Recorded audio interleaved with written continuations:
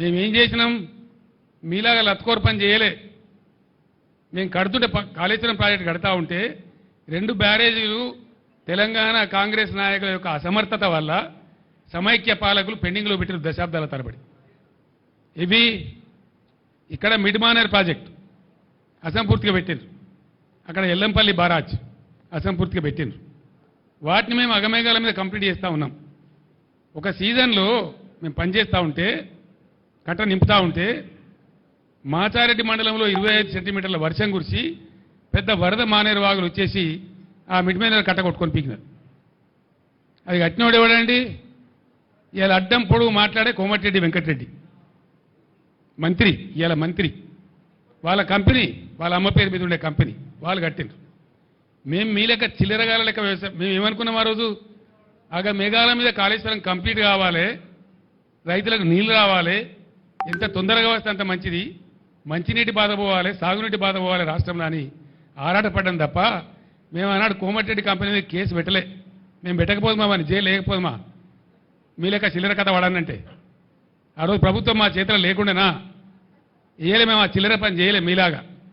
సరే సరే దరిద్రుడు పోలేని చెప్పి కట్టినాం, ప్రాజెక్టు నింపి నిలబెట్టినాం, నిండా నింపి గంగమ్మలాగా తయారు చేసినాం. ఆ బ్రిడ్జి మీద పోతుంటే 2 పక్కల చూస్తే భయమయ్యే పరిస్థితి పెట్టినాం. అంత అద్భుతంగా నీళ్ళు కనబడేది, సముద్రంలా కనబడేది. దాన్ని మీరు ఇలా ఎడారి చేసినారు, నాశనం చేసినారు మీ తెలివి తక్కువతనం వల్ల, మీ అసమర్థత వల్ల. యాక్చువల్ ఫ్యాక్ట్ ఏంటండి రాహుల్ గారు? ఫ్యాక్ట్ ఈజ్ హానెస్ట్లీ టెలింగ్, గోదావరిలో వచ్చే వరద మామూలుగా ఉండదండి. ద ఫ్యాక్ట్ ఈజ్ దిస్, గోదావరిలో పైనుంచి నీళ్లు తక్కువ, కింద నీళ్లు తక్కువ. గోదావరిలో నీళ్లు వచ్చేదే, నీళ్లు దొరికేదే ప్రాణహిత. ఇంకొక ఆడ నీళ్లు లేవు. ఆ ప్రాణహిత దాటినాకనే కట్టాల. దానికోసం ఒక 6 నెలలు తపస్సు చేసినట్టు చేసి ఆ మేడిగడ్డను కనిపెట్టుకున్నాం. మేము కేంద్ర ప్రభుత్వ సంస్థ వ్యాప్కోస్ లైడార్ సర్వే కావాలంటే లైడార్ సర్వే కూడా చేసినాం. దాని డిజైన్ ఏంది అసలు వీళ్ళకి తెలుసా? వీళ్ళకి డిజైన్ గురించి అవగాహన ఉందా? ఏంది డిజైన్ ఏందండి? యాక్చువల్గా మేడిగడ్డ బరాజులో ఫ్యాక్ట్ ఏంటంటే గోదావరి పొంగేటువంటి 3-3.5 నెలలు గేట్లన్నీ ఎత్తే ఉంటాయి. గోదావరికి తలగాయి, నీళ్లు ఫ్రీ ఫ్లో ఉంటుంది, పోతూ ఉంటుంది. మనకు అవసరమైన నీళ్ళు ఎత్తుకుంటాం.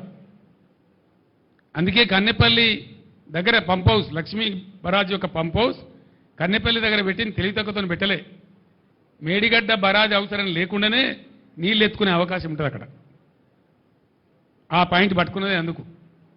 అక్కడి నుంచి నందిమేడారంకు, అంటే మీది బరాజులకు వచ్చి నందిమేడారంకు, మేడారం నుంచి గాయత్రి పంప్ హౌస్కు, గాయత్రి నుంచి వరద కాలువ ద్వారా మిడ్మానేరుకు, మిడ్మానేరు ద్వారా ఎల్ఎండికి, మిడ్మానేరు ద్వారా మలన్న సాగర్కు, మిడ్మానేరు ద్వారా పైకి ఎస్ఆర్ఎస్పికి, ఎటు అవసరం ఉంటే అటు వాడుకునే విధంగా మిడ్మానేరును ఒక ఖజానా చేసినాం. గోదావరిలో నీళ్ళు ఎత్తడానికి మేడిగడ్డ బ్యారేజే అవసరం లేదు, కానీ ఎప్పుడు అవసరం పడుతుంది?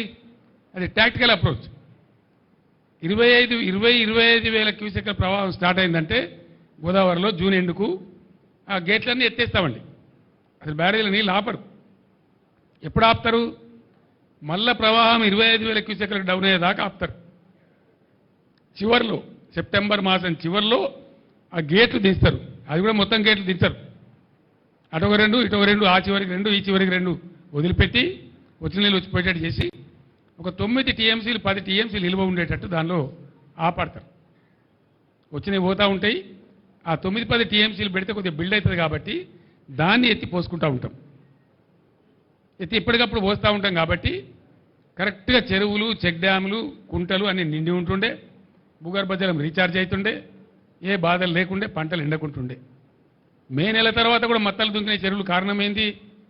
తెలివిగా దాన్ని ఏ టైంలో ఎత్తిపోయానో ఆ టైంలో ఇంజనీర్ల ద్వారా ఎత్తించినాం. కాబట్టి నేను మాట్లాడిన నిన్న మొన్న ఇంజనీర్లకు, ఏమైందిరా ఈ సన్నాసులకు తెలివి లేకపోతే మీ తెలివి ఏం వచ్చింది, ఎందుకు ఎత్తలేదు నీళ్ళు అంటే, సార్ మమ్మల్ని నిరోధించిండ్రు అని ఏదో ఉన్న తోకమట్ట అని చెప్పి ఉన్న మీదున్న బ్యారేజీల నీళ్ళు కూడా వదిలేసిరు కావాలని చెప్పి, వీళ్ళు తెలివి తక్కువతనం మేము ఏం చేస్తాం సార్ అని చెప్పారు నాకు ఇంజనీర్లే. నిన్న ఇవాళ అడిగిన నేను అక్కడికే పోతున్నా. అసలు ఏం జరిగిందంటే 50 టీఎంసీల నీళ్ళు సముద్రానికి వదిలిపెట్టింది సార్. దగ్గర 48 టీఎంసీల నెట్ వాటర్